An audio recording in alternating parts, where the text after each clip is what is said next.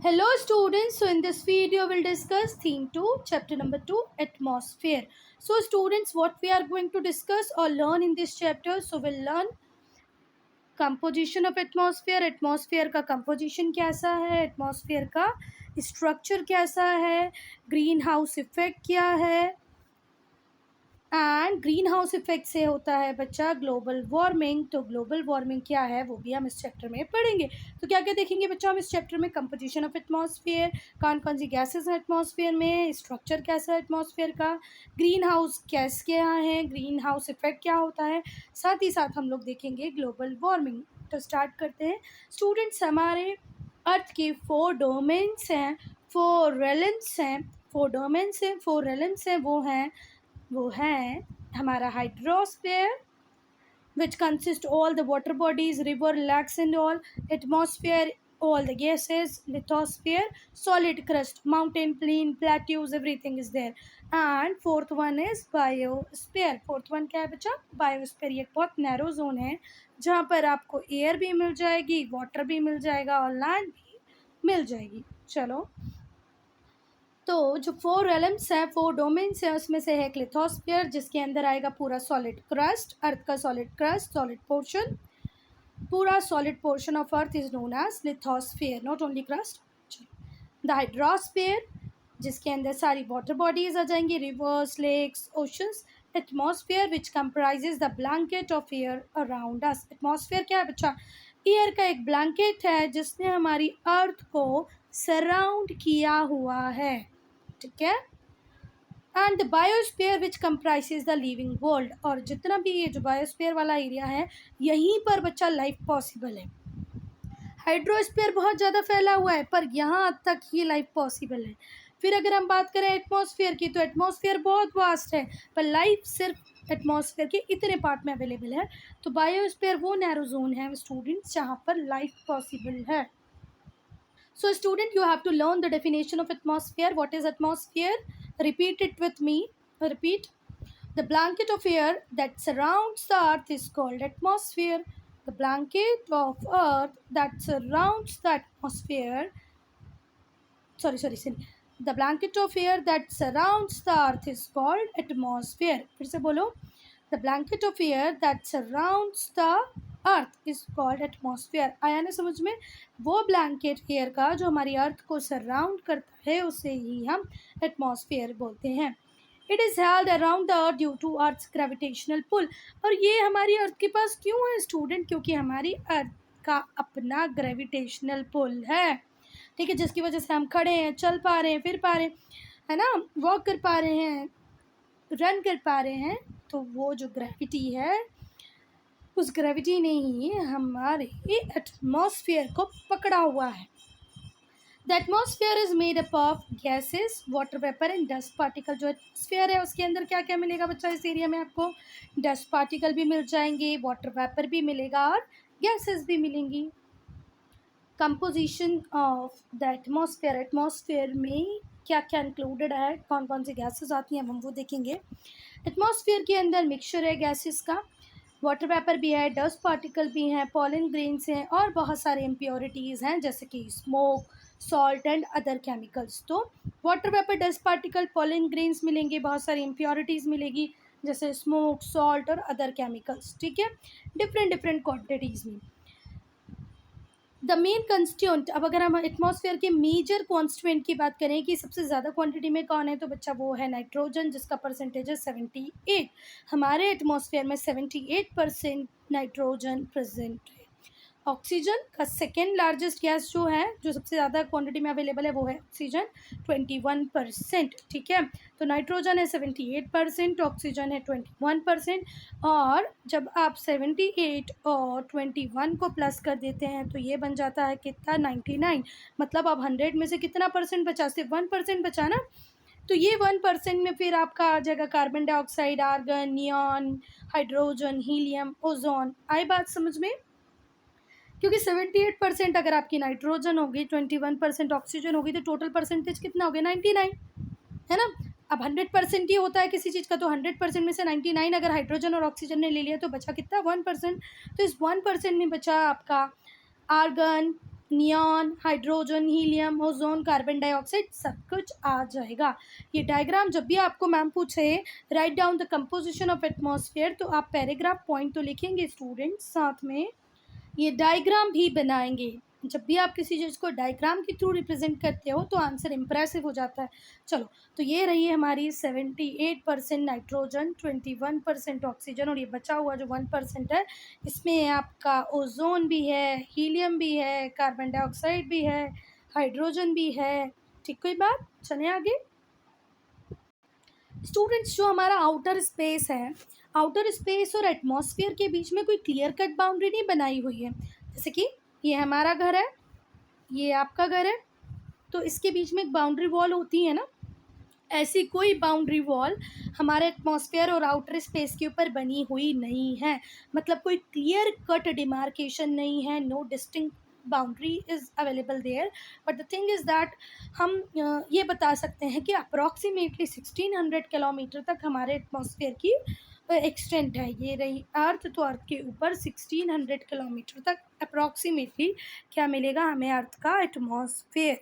ठीक है स्टूडेंट, इसकी थिकनेस अभी हम एग्जैक्ट थिकनेस नहीं जानते हैं। एग्जैक्ट थिकनेस हम लोग बिल्कुल नहीं जानते हैं कि एग्जैक्टली ये 1600 है, 1599 है, 1602 है, अभी हमें ये पता नहीं है। पर हम एक अप्रॉक्सीमेट आइडिया बोल रहे हैं कि 1600 किलोमीटर तक ये फैला हुआ है। The density of the atmosphere is maximum near the earth surface. Student, earth ये है तो अर्थ की सरफेस पे जहाँ हम रह रहे हैं बच्चा, इस एरिया में आपको एयर की डेंसिटी बहुत ज़्यादा मिलेगी, ऑक्सीजन भी भर भर के मिलेगी, कार्बन डाइऑक्साइड भी यहाँ पर भर भर के मिलेगी। मतलब जितनी भी रिक्वायर्ड गैसेज हैं वो सारी भर भर कर आपको यहाँ पर मिल जाएंगी। मतलब जो एटमॉस्फेयर की डेंसिटी है यहाँ पर मैक्सिमम है। पर जैसे जैसे आप ऊपर की तरफ जाते जाएंगे डेंसिटी कम होती जाएगी, प्रेजेंस ऑफ जो एयर है वो क्या हो जाएगा, कम हो जाएगा, रेरिफाइड हो जाएगा। रेरिफाइड का मतलब होता है कि जितनी रिक्वायरमेंट है उससे कम होना। ठीक है, कम होता जाएगा जैसे जैसे आप अर्थ से दूर जाते जाएंगे। जो अपर लेयर है एटमॉस्फेयर की, rest upon the lower layer and constantly exert pressure. Student, जो अपर लेयर है, सपोज करो ये अर्थ है, तो अर्थ के ऊपर जितना आप जाते जाओगे, ये जो अपर लेयर है वो किसके ऊपर रेस्ट करती है बच्चा, लोअर लेयर के ऊपर, है ना। तो जो अपर लेयर है वो किसके ऊपर रेस्ट करती है, लोअर लेयर के ऊपर रेस्ट करती है, और कॉन्स्टेंटली उस लोअर लेयर पे क्या प्रेशर एक्सर्ट करती रहती है। ठीक है, there's about 50% of total mass of atmosphere lies within the height of 6 kilometre. आपको 6 किलोमीटर की हाइट तक ही सबसे ज़्यादा क्या मिलेगा, मास मिलेगा। टोटल मास जो एटमॉस्फेयर का है वो उसका 50% आपको 6 किलोमीटर तक ही मिल जाएगा। फिर से सुने बच्चा, जो अपर लेयर होती है वो लोअर लेयर के ऊपर रेस्ट करती है ना। ये जो अपर लेयर है वो किसके ऊपर रेस्ट कर रही है, लोअर लेयर के ऊपर रेस्ट कर रही है, और कंस्टेंटली क्या कर रही है, प्रेशर एक्सर्ट कर रही है। फिर बच्चा, जो हमारी अर्थ एटमॉस्फेयर का जो टोटल मास होगा, उस टोटल मास का 50% तो बेटा सिर्फ आपको ये 1600 किलोमीटर का एटमॉस्फेयर हम लोग एक अप्रॉक्सीमेट रख रहे हैं कि 1600 किलोमीटर तक एटमॉस्फेयर है, तो उसमें से 50% मास तो कहाँ पर ही मिलेगा आपको, सिर्फ 6 किलोमीटर तक। क्या सोच पा रहे हो कि नहीं सोच पा रहे हो? हमारे अर्थ का एटमॉस्फेयर 1600 किलोमीटर तक फैला हुआ है, जिसमें से सिर्फ 6 किलोमीटर में 50% मास हो जाता है। बाकी का 50% कितने, मोर देन 98% में बटा हुआ है ना। चलो, आ गया है तो ठीक, और नहीं आया है तो फिर देखते हैं। और बच्चा बचा हुआ मतलब 99% तो आपको सिर्फ 32 किलोमीटर में मिल जाएगा। देखो, पहले 6 किलोमीटर में अर्थ का 50% मास हो जाता है, और इसके ऊपर 32 किलोमीटर में तो 99 पूरा कंप्लीट हो जाता है, सिर्फ 1% बचता है बाकी की 1500 के लिए। क्या बात समझ में आ गई? आ ही गई होगी। देखो, 6 किलोमीटर तक तो आपको 50% पूरा मास मिल जाएगा। फिर बोलेंगे कि 99% मास कहाँ तक कंप्लीट हो जाता है, तो वो बोल देना 32 किलोमीटर्स तक, सिर्फ 1% मास बचता है बाकी के 1500 किलोमीटर में। तो हम बोल सकते हैं कि सबसे ज़्यादा डेंसिटी जो है एटमॉस्फेयर की वो अर्थ के पास में ही मिलेगी। So student, we can divide atmosphere into 5 layers based on its composition, temperature and other properties. Various properties are there, temperatures variations are there, gases composition is also varying. That is why we can divide the atmosphere into 5 layers. starting from the surface of the earth. So first layer is troposphere, second is stratosphere, then mesosphere, thermosphere and exosphere. तो सबसे ऊपर वाला जो layer होगा वो होता है exosphere, सबसे नीचे वाला जो लेयर होता है वो होता है troposphere, troposphere के बाद आएगा stratosphere, stratosphere के बाद मीजो, मीजो के बाद थर्मो, थर्मो के बाद exosphere. ठीक है, these layers vary in thickness, और ये हर लेयर की अपनी थिकनेस अलग होगी. चलो तो देखें कहाँ गया, ये आ गया हमारा पूरा डायग्राम. तो जो फर्स्ट लेयर है वो troposphere, stratosphere, mesosphere, then ionosphere, exosphere. अब हम लोग देखेंगे हमारी troposphere. So student, if your teacher will ask, write down the name of lowest layer of atmosphere. Lowest layer of atmosphere. What will you write? Troposphere. Troposphere atmosphere की सबसे lowest layer है. कितनी height तक जाती है बच्चा? ये 8 kilometre तक जाती है. At poles and about 18 kilometre at equator.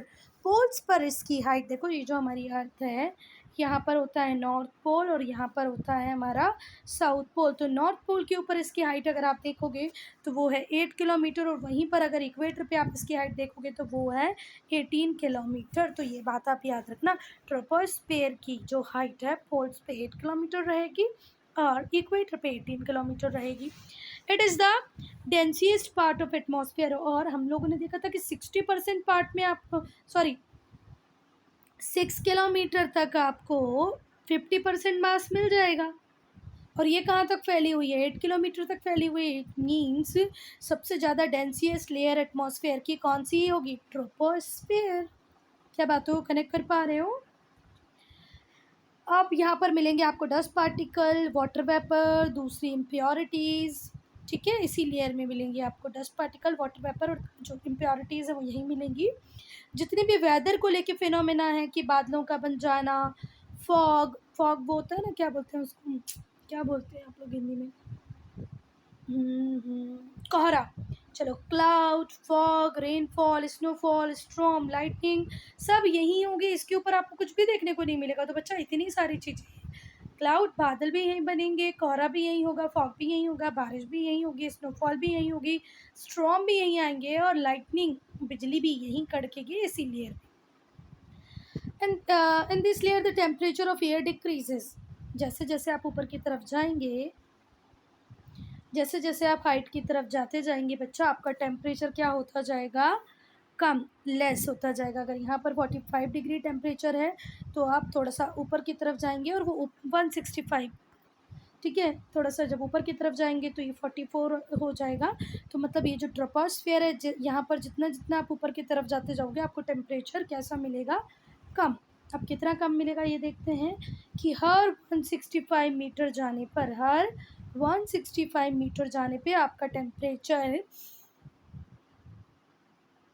1 degree से कम हो जाएगा. क्या हो जाएगा? 1 डिग्री से कम हो जाएगा. देखो यहाँ पर लेस लिखा है ना, डिक्रीज, 1 डिग्री से कम हो जाएगा. ठीक है, चलो, इसको बोलते हैं नॉर्मल लैप्स रेट. क्या बोलते हैं बच्चा? Normal lapse rate. अगर मैम ने पूछा what is normal lapse rate, तो what you will tell? You will tell when you are going upward in troposphere temperature goes on decreasing on every 165 metre there is lack of 1% in temperature, or decrease of temperature by 1% in every 165 meters. When you are going upward in troposphere, there is decrease in temperature by 1% on every 165 meter.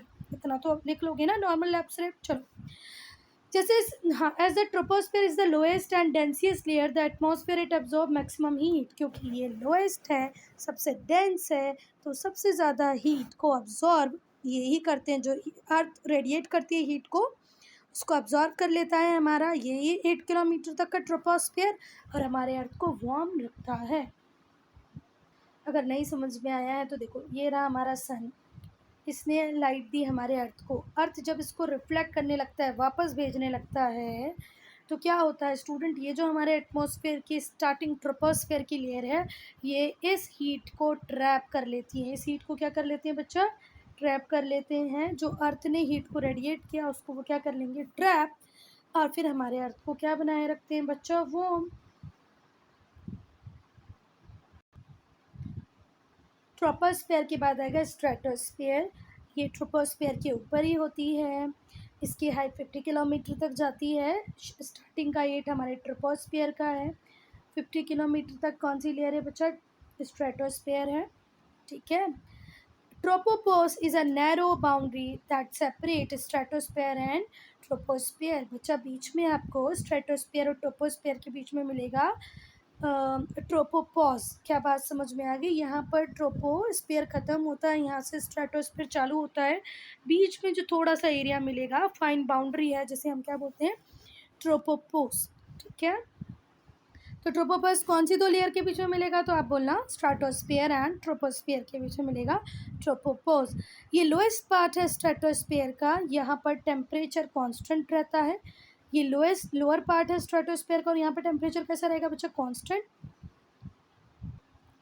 Student, हम लोगों ने troposphere में देखा था बच्चा कि जैसे जैसे आप अपवर्ड जाएंगे टेम्परेचर डिक्रीज होगा, है ना। पर स्ट्रेटोस्फेयर में इसका अपोजिट होता है, जैसे जैसे आप ऊपर की तरफ जाएंगे टेम्परेचर इंक्रीज होगा। ध्यान रखना। In the upper part there is gradual increase in temperature. There are virtually no clouds, very little dust and water vapour. Clouds नहीं है, डस्ट भी बहुत कम है, वाटर वेपर भी बहुत कम है। ठीक है। Convention current of air is also absent. Conventional current, जो एयर की जो कन्वेंशन करंट होती है वो भी यहाँ पर नहीं होती हैं। So are all sorts of weather phenomena. ठीक है। कोई वेदर फेनोमेना आपको मिलेगा ही नहीं, ना ही कन्वेंशन करंट मिलेंगी एयर की, ना ही वाटर वेपर मिल रही है, ना ही डस्ट मिल रही है, क्लाउड भी नहीं है। तो यहाँ पर कोई भी वेदर फेनोमेना आपको स्ट्रेटोस्फेयर में नहीं देखने को मिलेगा। I am repeating it one more time, do remember. Troposphere में जब आप 165 मीटर, हर 165 मीटर से ऊपर की तरफ जाएंगे आपका 1 डिग्री टेम्परेचर कम होता जाएगा। पर स्ट्रेटोस्फेयर की अपर लेयर में जैसे जैसे आप ऊपर की तरफ जाएंगे टेम्परेचर बढ़ता जाएगा। क्योंकि स्टूडेंट यहाँ पर कोई भी वेदर फेनोमेना नहीं होता, कोई क्लाउड नहीं, कोई डस्ट नहीं, कोई कन्वेंशन करंट नहीं, तो यहाँ पर जेट प्लेन्स को उड़ाया जा सकता है। This is the perfect place for flying jet planes. Stratosphere में ओजोन होता है, जो हार्मफुल अल्ट्रावायलेट रेडिएशन, जो सन का अल्ट्रावायलेट रेडिएशन होता है उसे एब्जॉर्ब कर लेता है। तो ओजोन लेयर किस में मिलेगी बच्चा, स्ट्रेटोस्फीयर में। If somebody ask you which layer of atmosphere will find ozone, so what will you write, stratosphere. What is the use of ozone? It is going to absorb harmful ultraviolet radiations of the sun. ठीक है, चलें आगे। तो stratosphere में याद रखने वाली बात, ऊपर की तरफ जाओगे टेम्परेचर कम ज़्यादा हो जाएगा। ट्रोपोपोज स्ट्रेटोस्फीयर और ट्रोपोस्फीयर के बीच की लेयर है। यहाँ पर क्लाउड नहीं होते, यहाँ पर वाटर वेपर नहीं होती, कोई भी वेदर फेनोमेना नहीं होता, तो यहाँ जेट प्लेन उड़ाया जा सकता है। इसी में ओजोन लेयर मिलेगी जो कि हार्मफुल अल्ट्रावायलेट रेडिएशंस को अब्जॉर्ब कर लेती है। अब हम आते हैं मेसोस्फीयर पे। यस स्टूडेंट, अब हम लोग मेसोस्फीयर देखेंगे। तो पहली थी हमारी ट्रोपोस्फीयर, उसके ऊपर आई स्ट्रेटोस्फीयर, स्ट्रेटोस्फीयर के ऊपर आएगी हमारी मीजोस्फीयर, ट्रोपोस्फीयर के ऊपर स्ट्रेटोस्फीयर, स्ट्रेटोस्फीयर के ऊपर मीजोस्फीयर। ट्रोपोस्फीयर की हाइट थी 8 किलोमीटर, स्ट्रेटोस्फीयर की हाइट थी अप टू 50 किलोमीटर, और मेसोस्फीयर की हाइट है 80 किलोमीटर। ठीक है, चलो। The narrow boundary that separates mesosphere from stratosphere is called stratopause.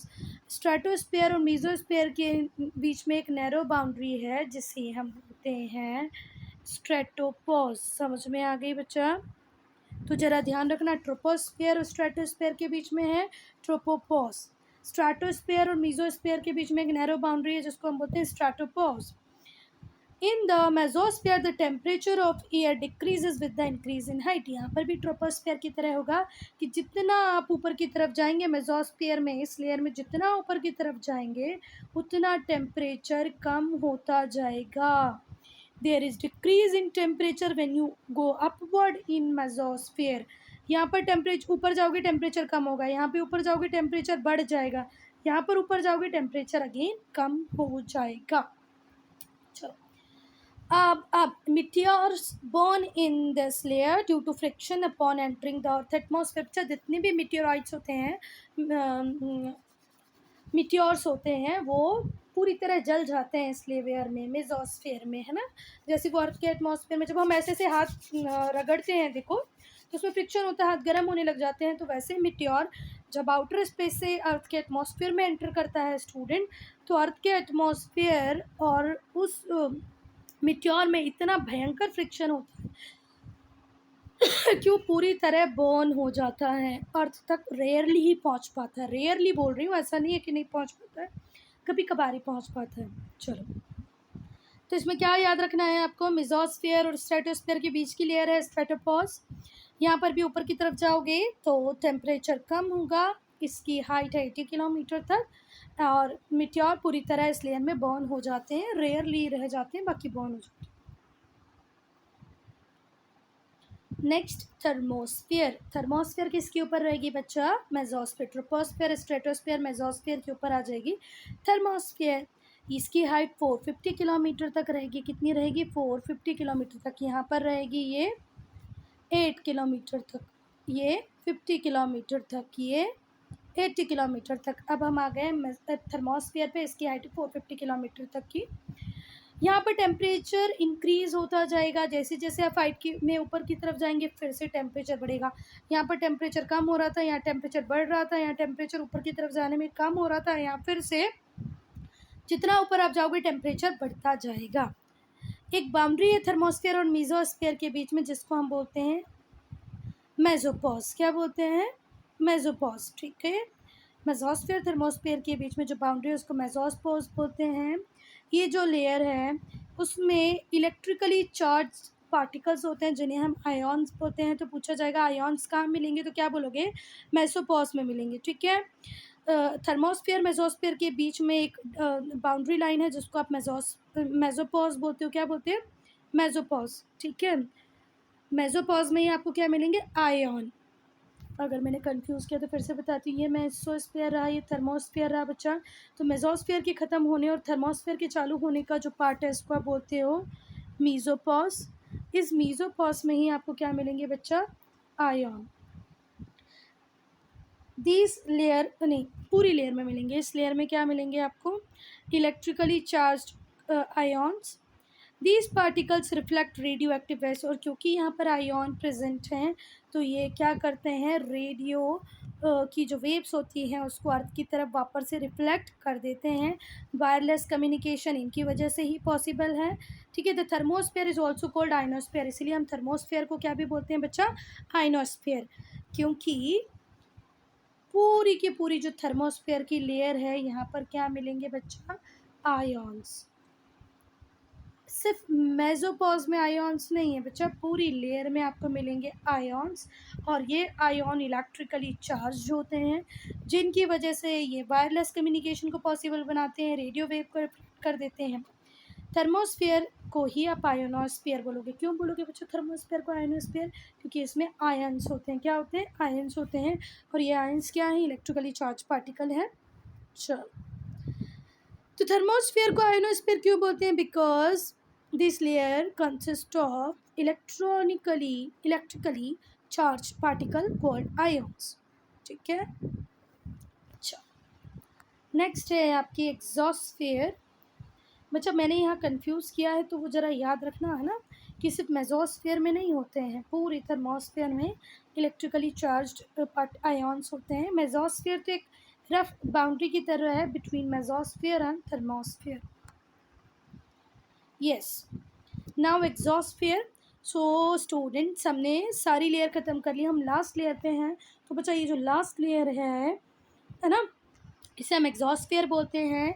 1600 kilometre की हाइट तक फैली हुई है और धीरे से ये ग्रेजुअली मर्ज कर जाती है हमारे इंटरप्लैनेटरी स्पेस से, आउटर स्पेस से मर्ज कर जाती है।